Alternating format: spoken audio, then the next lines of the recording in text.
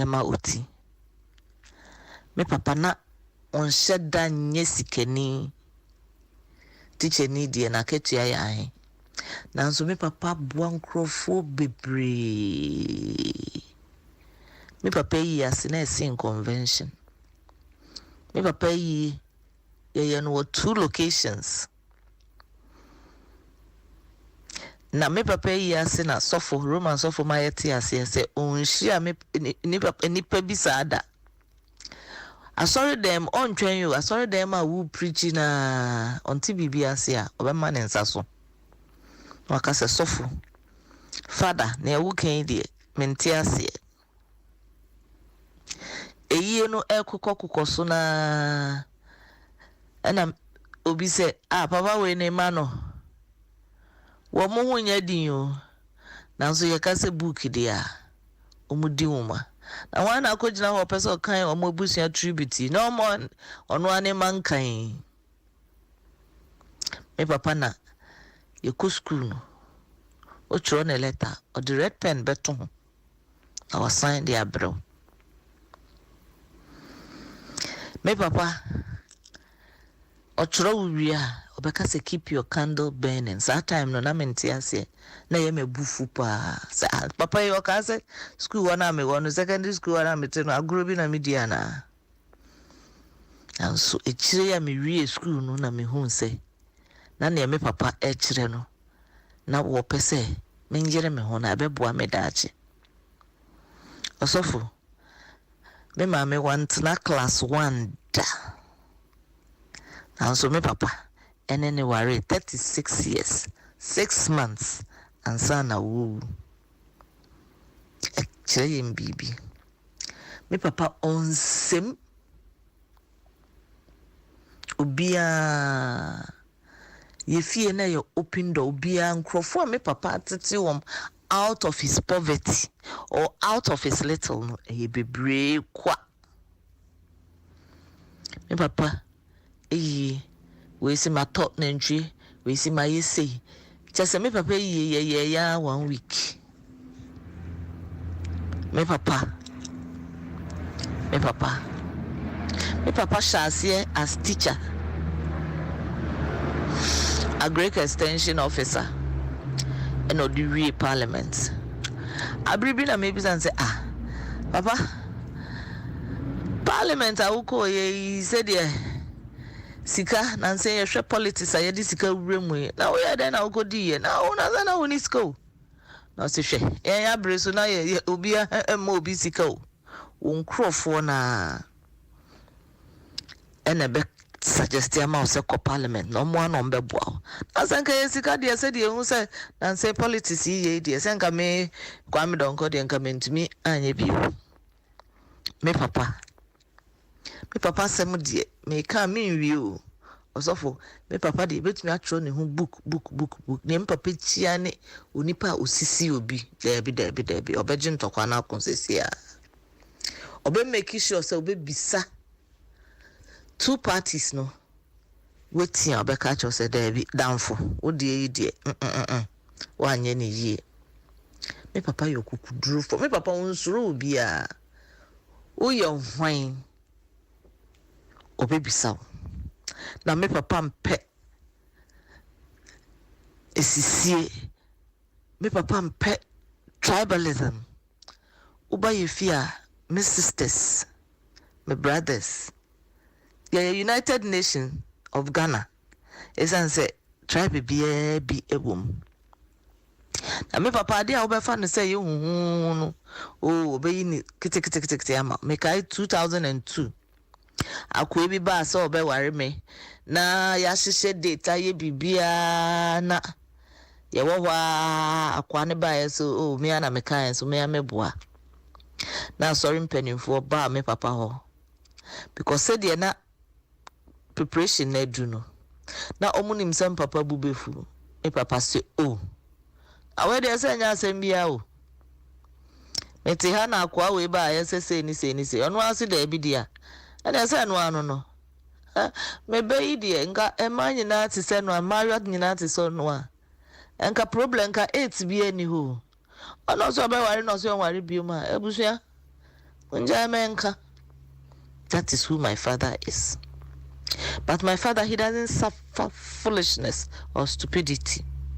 Maybe a semne dano or the better or pepepe. My father is hard working. My father is an honest man. The name Mirade, the me papa mpane say, wo baba catch and say, oh, me go school no, madam fu, ewo we binti miss me pebi. Obi so say, ah, enti the basis of ade na wo pe no ye say obi wo binti ana.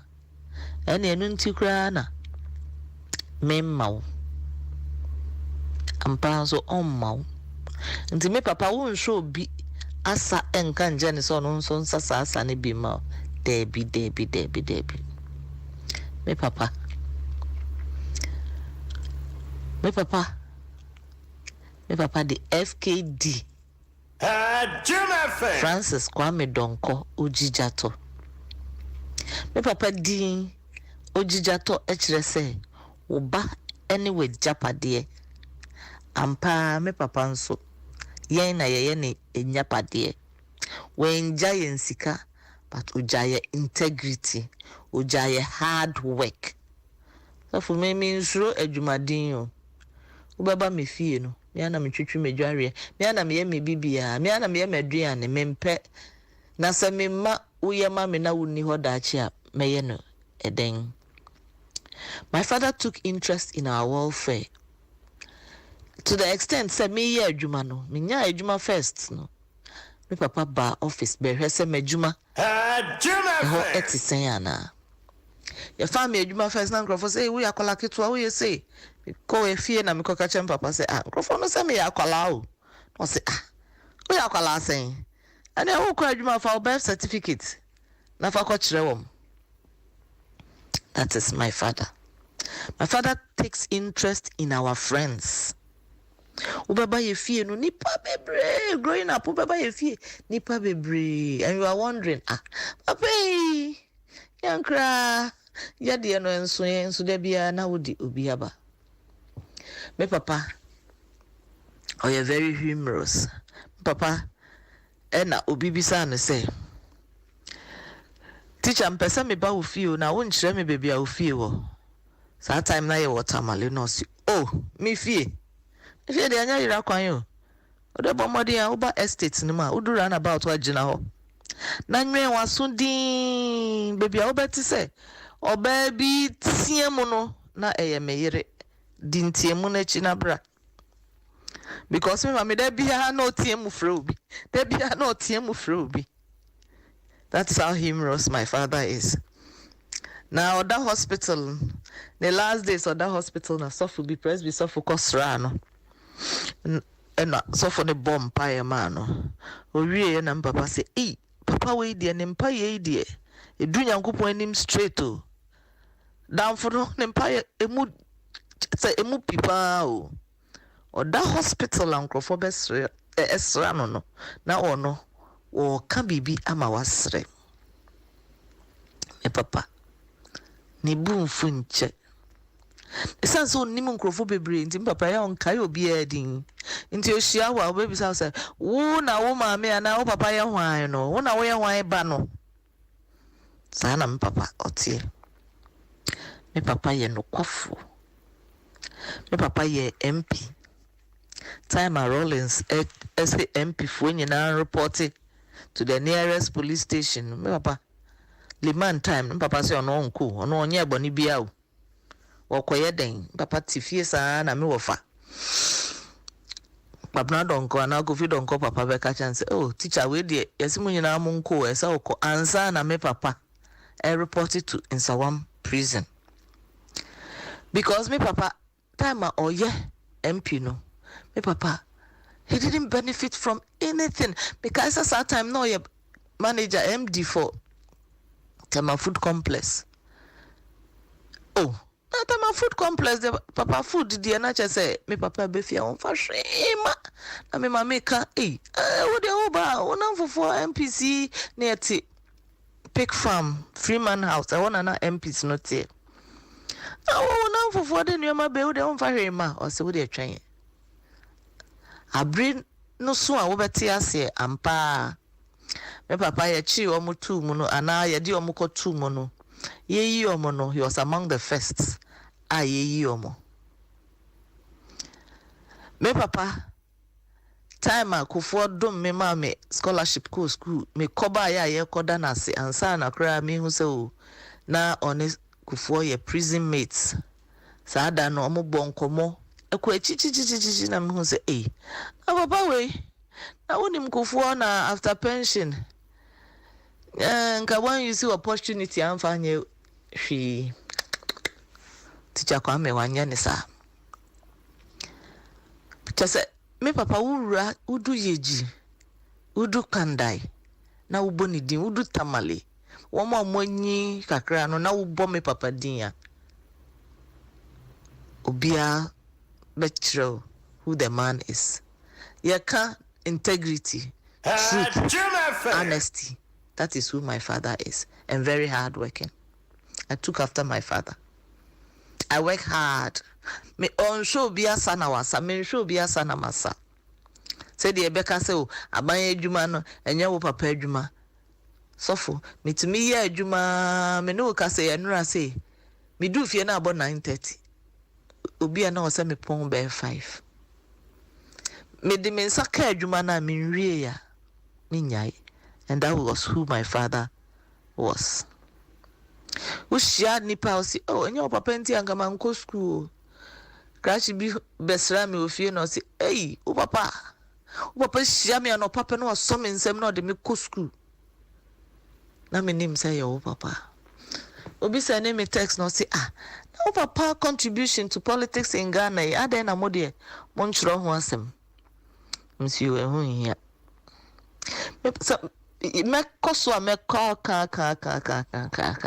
What I want to say is that my father was a generational thinker.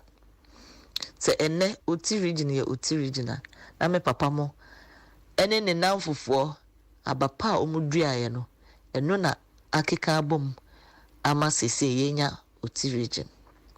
Oye jumadin ewo ni community mo oye jumadin de boa nkrofo na onnam adwumadin so e de yedum pempen so a yedui ye nisika nanso ye wo integrity eno ene hia me papa beda na se sebesin ne oni homom nanso ne din eda so bue apon emayen amen.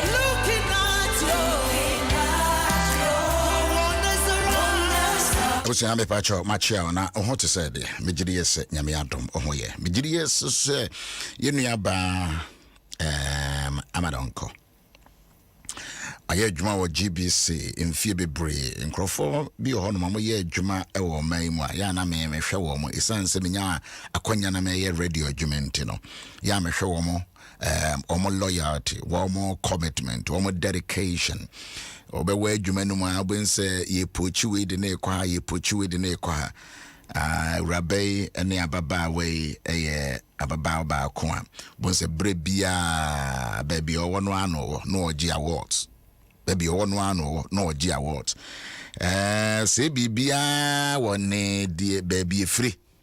Say bibia nipa bia wo ye bia na e wo baby free. But the offer me Yaw Owusu-Ansah. Father's Day next week.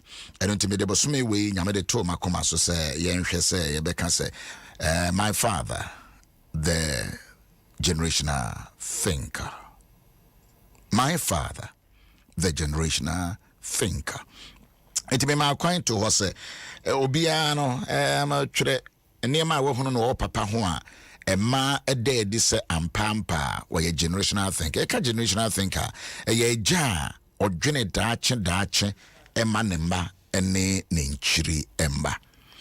Binim nipa bebre asande bi na so de o ma sande no udi konsu enko udi ko enyina enko udi ko dwom so a ya na etimo papa anya hwe a obetumi akase papa wodwene man chirima osusu man chirima mo meme ene me mo ana mo ma Father's Day mo say no this is yeah but do papa anya hwe o papa wanya hwe wo betumi senia yenua baye kan o ka o hwe senia obo ne papa edin ojijato na kire say my children are my property. Ojijato. My children are my property. Eti o papa nya hwe a obetumi atwere wo be ye voice note na de abreme a te se moye din say monkai monkai sa na wo manso nkokai wo de dabi at least o papa ye bibi o papa wa ye bibi me se kame papa asemo a wo be hunu di ntia ma ye adwuma wo multimedia 27 years amenya papa da adwuma no ye geological surveyor kroma omo de be tete ye the town planning kroma so wan fa ya ma habida me so wo mic kra nto de wo kan kra mbem nti me introduce me program nya wo na wo be ye nti tenase me introduce program na wo so do no bebem na wo papa nka jo se panyini kasa ya yediana ne hwe ho ye na ma ye wad obi bisa se na hwan wanya no menya obi a e de wo pe de ho asema na me papa ejai from geological surveyor and okokoye cooperative adwuma no omoso tokoko na me papa adwuma wo ye no cooperative na ye de ekọ gogwe krum nyine hini ekwa so na wamane ayamanim ofiri ho ene ye de ne ba koben ne papa ono ne papa na oye ohene enti enka won se ohene ba de asene maso abu akwa ena ne nua enso so kom enti je se om ye popular family papa mfia ntene krum ode etene ekura da bia transfer no ko enti me ka me papa asema metimi aka the whole month ena maka kire wo se wo no de o papa ayo no wo de fabra na ye nyina na ye nsua de hwe de ye nua ba yi de in fact next week ye besa ba because ne papa ba ye MP na enso so wampre bibia amanema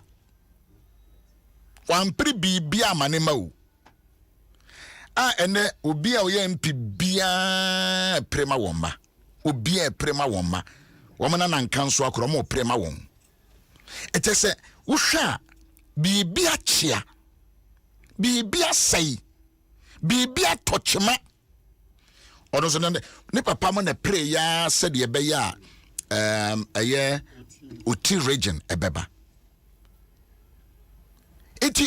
he was a man of influence in his time baby ofri no nenka saa wo mo kasa den titimu ba no enko no so betimi ayebi but wanye saa bi wamfa titimu ama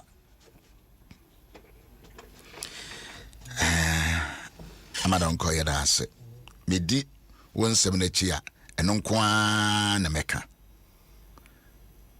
papa no eja ensen na ho oye generational thinker no kwa o say me maame anko suku enso ne me papa mo ware 36 years 6 months ansa na me maame yu maame na anko suku nenso papa yi woye obi a wahia de pa no ne obi a wanko suku da e de ne yesu afiri honom eye ne den so obegya na yere say because wanko suku nti adehia wo hono no eti betimi acheche ne de a wokan mu ne afa na sine ne ebisa ya ho nsem mabenkenkan we say na yemfa nkwayenem epono ne da ho betimi aye voice note enti man kasa twere na ye wodin a record zo de utimi ye voice note could inkrofo atem but we amount the opportunity platform one would they ka the papa o yeah kire se wo gonchiri ma wo na dwenechi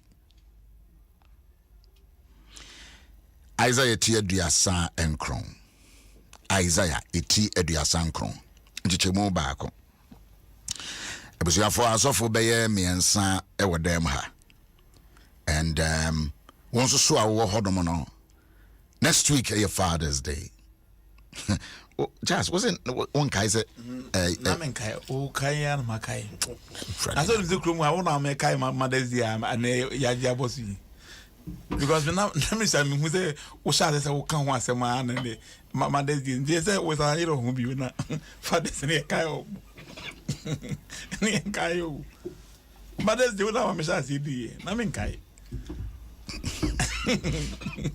asema abama no eni se me ma me afimunti so bo asen boko asema abama no pese me ka kire ho no na say Father's Day is ya started last year say yeah this time or different approach enti so boy ebrenu mu no babel hene Merodach Baradan oye Baradan ba esumama wode enwoma ene ayayede ebre Hezekiah ifrese otise oyare na ne ho so aye no den ohene waya ade bia yenso yebetimi ahwe otise na damfo yare ena na damfo no ho ato no powerful one ena osumaye no de niema verse 2 Ezekiel nya won ho anigye wo mo osuma tinye wo hene no ane bayo ne entourage bi na osuma wo no the team of people na Ezekiel nya won ho anigye na ochire wonom na dekorade ochire wonom na dekorade dwetɛ ne sika ene induhwam ene engopa ene na kodie dan enyina ne de wohunu no na dekora adan mu enyina bibia ni fie ene na he eman no mu Hezekiah amfa nkyerɛ wonom ena wodi for Isaiah ba ohene Hezekiah nkyɛ bɛka kyerɛ no sɛ sai ena enipa yi ɛse ɛhe na wofiri ba wo nkyɛn ena Hezekiah ɛse wofiri chiri asase bi so ena woba menkyɛn wofiri Babel na obisa sɛ ɛdeɛ na wakunu no wofia ha ena Hezekiah sɛ deɛ ɛwɔ efia ha nyina wakunu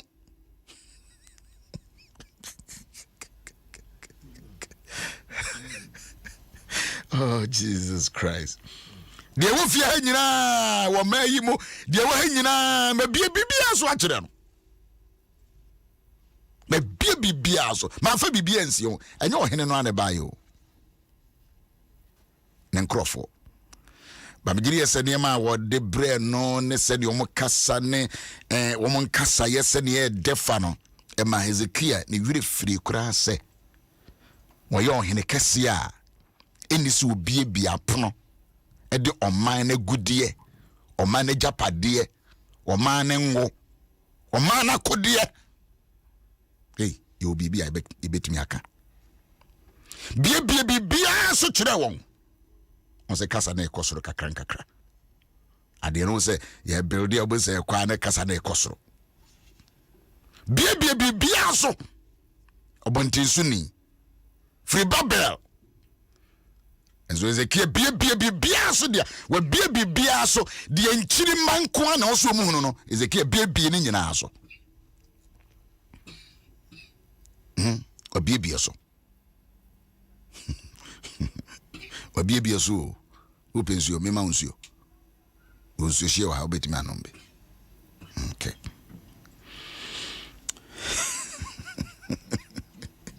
osi bia ni wa minti bi mie so nkyere wo mo eni makudre made kurade dem manfa nkyere wo ena Isaiah ka kire Ezekiel se ti asafo awurade nsemwen hwe enne bi reba obesoa de ewo won fie nyina ne de wagyanom akora edia beduru neyi akoba bel renka bibi biara renka jas so for jey vrata ayua ade no obiebie so ninti hwe enye ne nyina na ebie so kira bonten so fu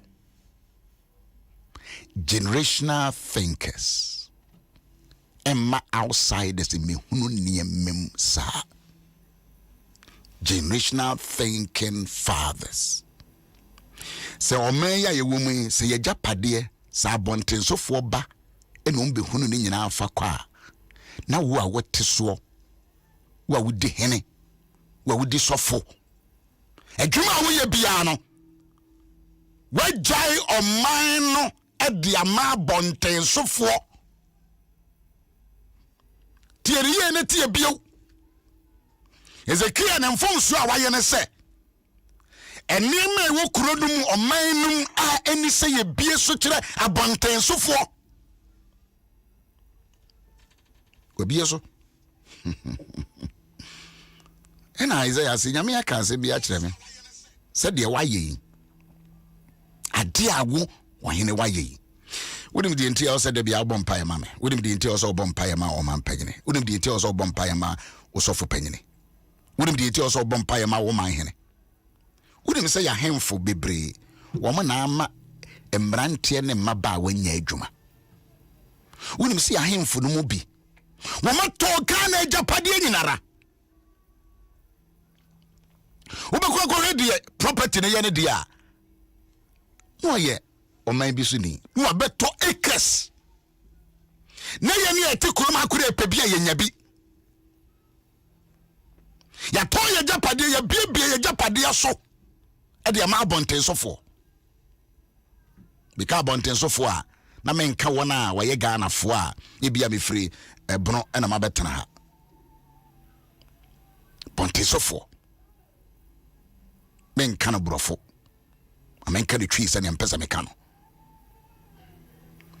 bie niama so e de na ye bie so be man chiri ma ho e na onyame se de wa ye be ma wo mamu ni nyina ye be fam akọ enumumu bibia na wo fia ne kurom ha enka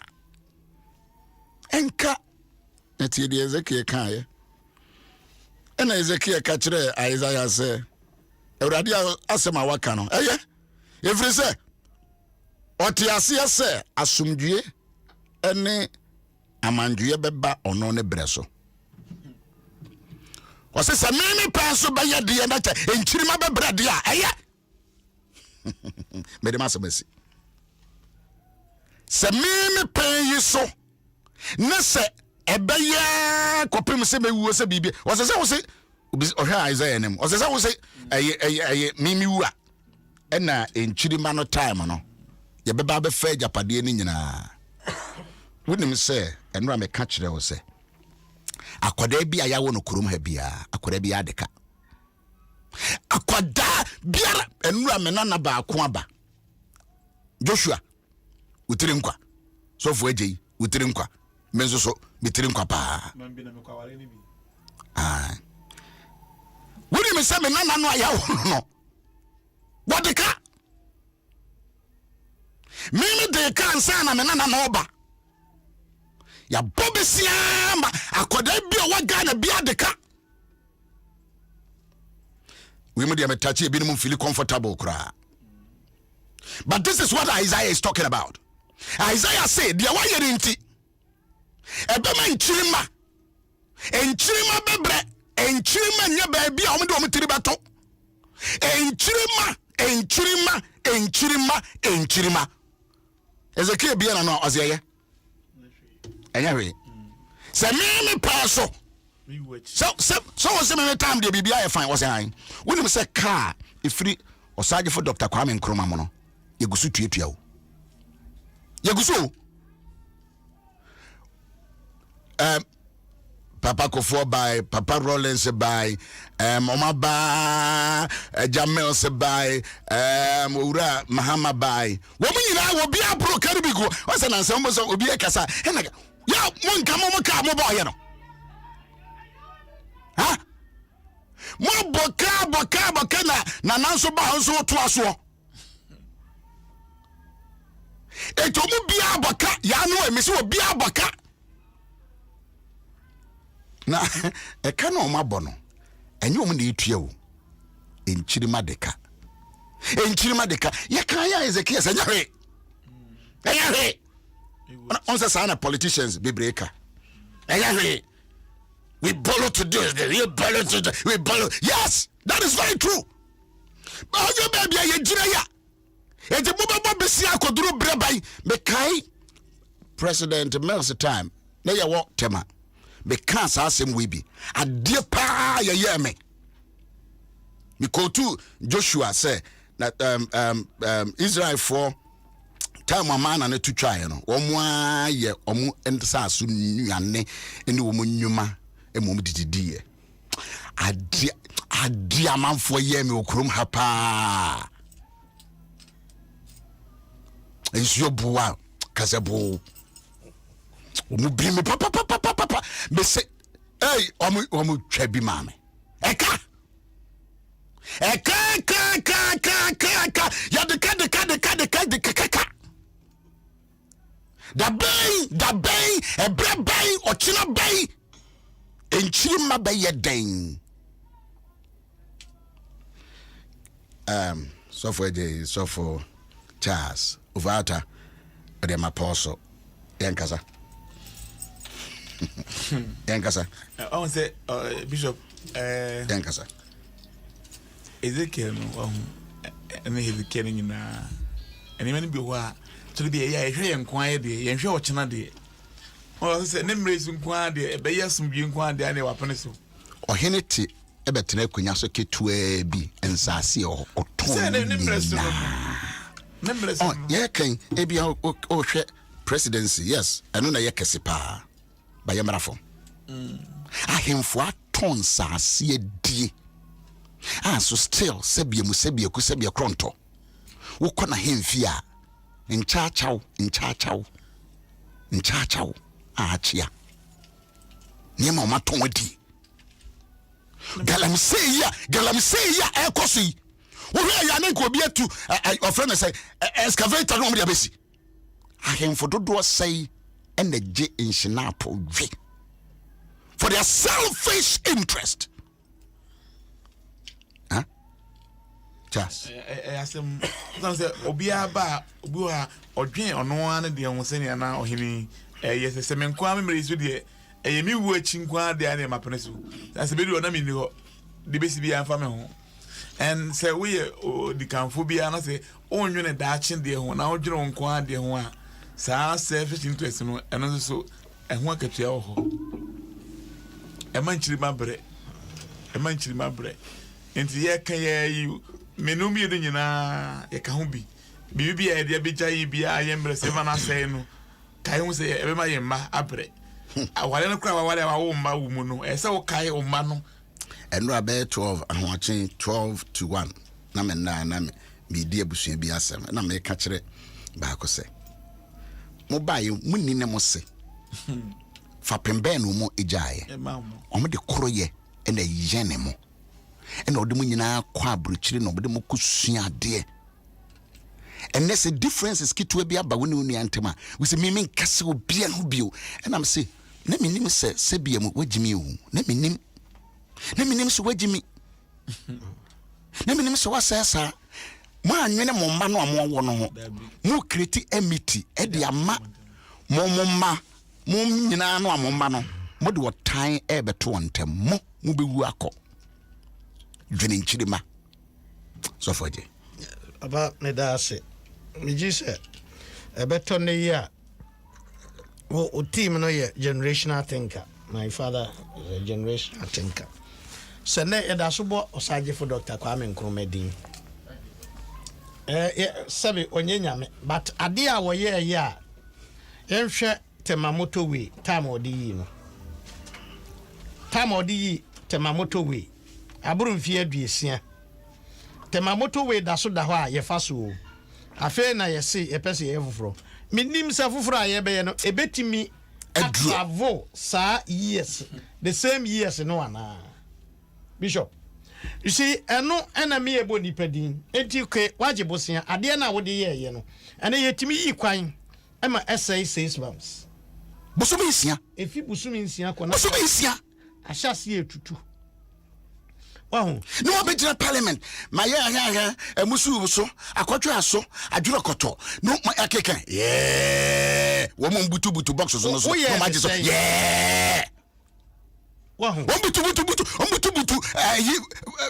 ballot box butu Bishop unse asante mampon kwan Papa Rollins na yi yes from Kumasi yes Bishop hwe kwan no sene esitie hwe kwan no oh interbeting for e wo so ya de usi so a sunran kwan dadaada wahu yeso obi de kasajan yen sha dan yi foforo but dada no mu yi no na e kire wo se no mu ye generational thinkers and me pese me twa no me jiwa no see that is why we leader oba niam bi wa wo ye no e expensive that's right nipa be kasa nipa kasa nkire se jayo ebi any free senior higher ye de abai me pese me ka pese be ka this so generational thinking leaders omo dwene niam a nkrofo henda emo mani nja guno ya na obete because omo bese guno said ye be ya I want to aso ntimi mbo wudini enti won say Bishop Tobias generational thinkers no oye bibi na be benefit the future generation na dem fa won de sene a obeka no Bishop wa sorry si yesi bi ewo akura bi ase efija ase sechere okay akrochire na me ko ho ache ekoye program ebi tetefo no a ye me man ko hu wo no atwa blocks agu ho tetefo no omo atwa blocks agu ho se nchirima ba om de abesi asonda nyesa om nti asonda mu ba mo won sika bi om benya bia no mo akoto cement mo atwa blocks blocks no ade atwa nchirima womu ntimi isi oba womu utwa blocks ade atwa nchirima won ba serefo ayi bi omukoto ye nwure bim na emo ba bi wo honom a ye ko ho mrebe ne ye froze ayi aburi kwan no so damfa yes tete hopa abrofo no womu toto ho omo dwiri nchirima these are the people we call school ye bie ye eye churches ni bie ye manchirima ena mu amba betena hora ma ya nwe eye dede enya aban bia na eye churches. That is why miss will be sore no cassette ya churches na me dwene se ese me be papa wani so pa because unim the church na ye monim the churches na ye wo ma dwene nchirima ho woma bossa atwasa abokwan e de amanchirima the churches na mo dem di atem no churches no aye eniema bi de aja enchirima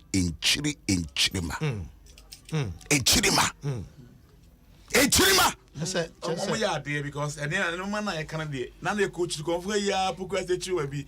Now you come pipe or Annas or Henry or Trans are their money. I was not Tom and Bishop, your cousin of the Yakoya Juma, you two for ma, your guys are pipes, any addition for ma. Bass the phone at Trans and that. I have one you and I'm more dear shut as an assy. Huh? And I said, the party on last time. What's that time? Am I? You go here and I say, Branko forever tried 150 years ago. 150 years ago. And I'm to us, no, a year be and I want to be sure, baby. Mosque. generational thinkers. Generation. Mr. Obama Bia with him be a fan some bawagini. Nanka say sa obi no was say no maka we dey men found some mawadwene so wabodam na im found some bawadwene say urade ma nyire kwachiri. Let me think ma men dwene kwachiri ma men dwene imposo pese ujawo yira udwene kwachira. To be honest o menti o ye be manyansafo a oye bema nyansafo. Yes, the oyire na ye no wompe, but wo menti. Ese se utimi overcome challenges na wo fie no. And we can hold generational thinking father. Bishop, say me ni aya me dan say o kan say ye kan ni ani akosi ye kan ni ani akosi nipa ba akosi. Nipa ba akosi ntini e ba o. Anya politician ntini e ba. But from scratch no. Ese nipa we generational thing. Ye beto mpanimfo ofie Bishop. Mpanimfo ni bitimi hwa no hu se efie panimu wo ho bat ma menye well emfa ba kwala. Obia daachi obetimi ahwe na chi. Do we have generational thinkers? Generational thinkers. Ebinuma wudi wo mu fie agya wo ma nkola na tonton afie no. Matonton. Because when timi ahu nia obetimi ahwe na chi. Yeah. Enti sa topic yi de esopa o. Mese wo ya bema fansa bawadwene. On say what hide dan ya wo manyini wo me enso age no eba na so mote singing room. You did not think well. Wa nwini ye. O man nso so wa room school. Enye wo mo de wo sika mpo I invest wo mo my education mu. Wo de wie nam, wo de wie logozo. Mpreko nam. Dream preko sa no ya de make be avani. No powerful and in them chroma. What tons are said this are all secure some other. When you want to say what's as or trust as about will be that. I couldn't see a brosaya to super 5. Oba was it?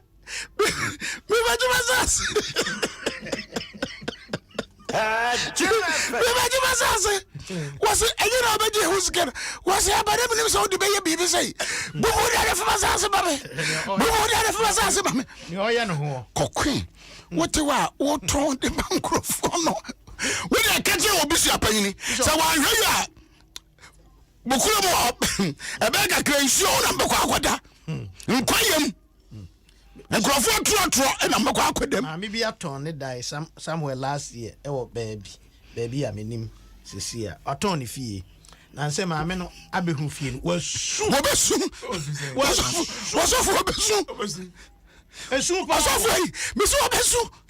What's to say?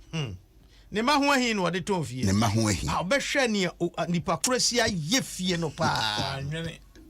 Well, soon, mama. Me compare baby ma ubi. And was say or per container na ye hojuma. Ah, that me twice what the ama was what was but na me drew on more than one.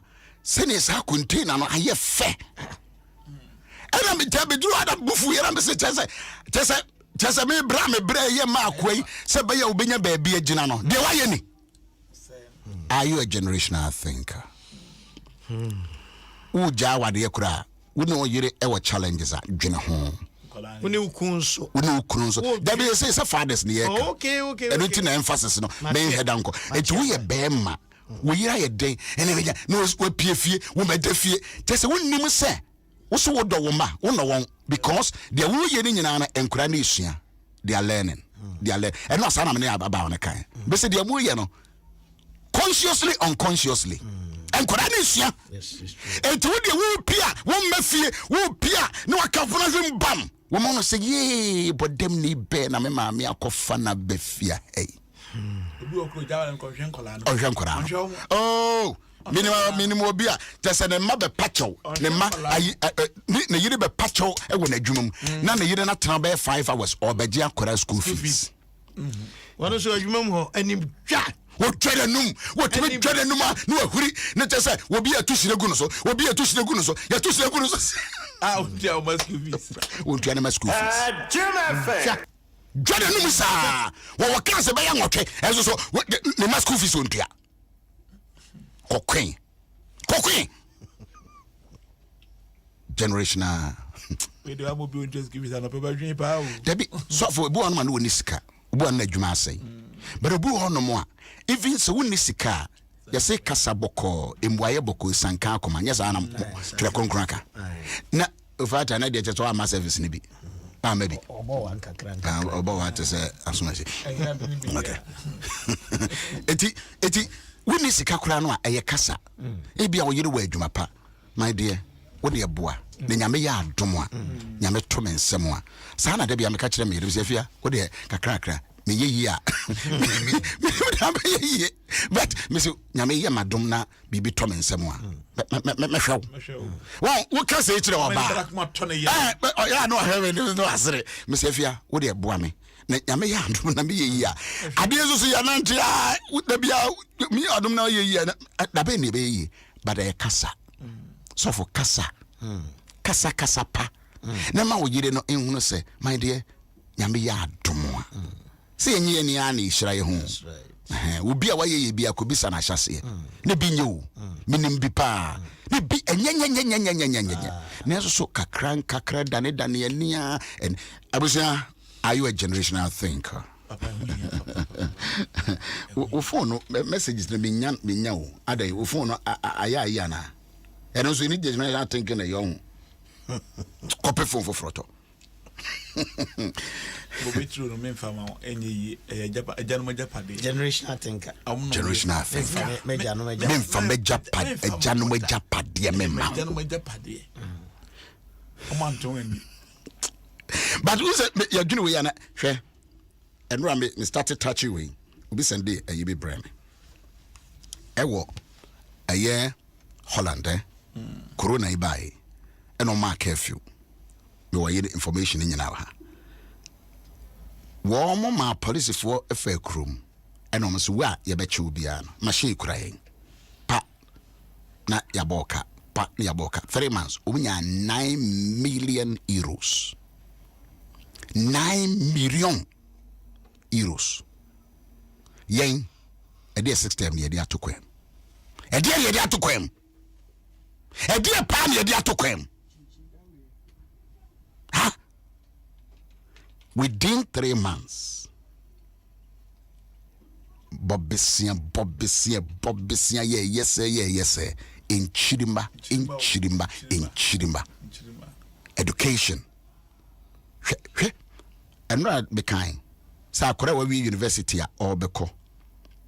Akonye wanye adwuma. Wanye adwuma so so a yes ko high down no 2 years. 2 years no wan na ntua ma kwada no. O men mommy antrase you. Mommy antrase.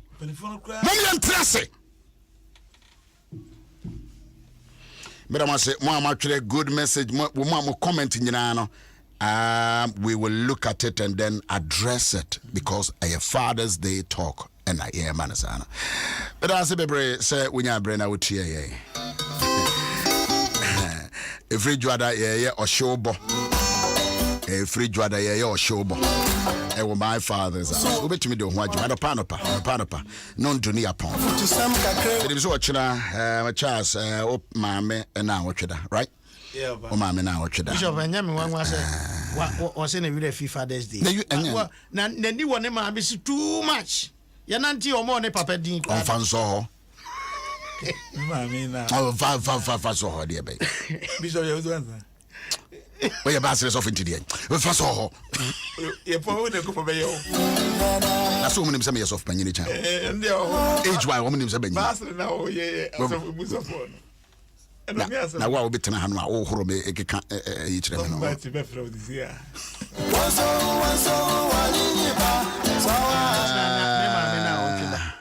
Achina anopa nonkron ewo bubu ashi maybe a praise you as well than or better. okay all right yafa time no be brain but yapon ochina why more joining you on Facebook and I thank you very much. More commenting on my head and can because of na the phone no aya adwi your generational thinking phone. I want to be tablet is opana. Bishop Yaw Owusu-Ansah. Mama, happy birthday to Honorable Gifty. Honorable Gifty and I will call Okoma ye Honorable Gifty Chum Ampofo and Oko veteran. Yes, but I know your birthday. With your wet me Jumedia for many years. Eddie Sia Tree. But that's it. And I would that Mr. Rademau, or your Deputy Minister of Education. I mean, Kosoa no more. Na Oma Yoko Drew Sunsum. But that's on Pai Badana Obama and all the support and encouragement. God bless you.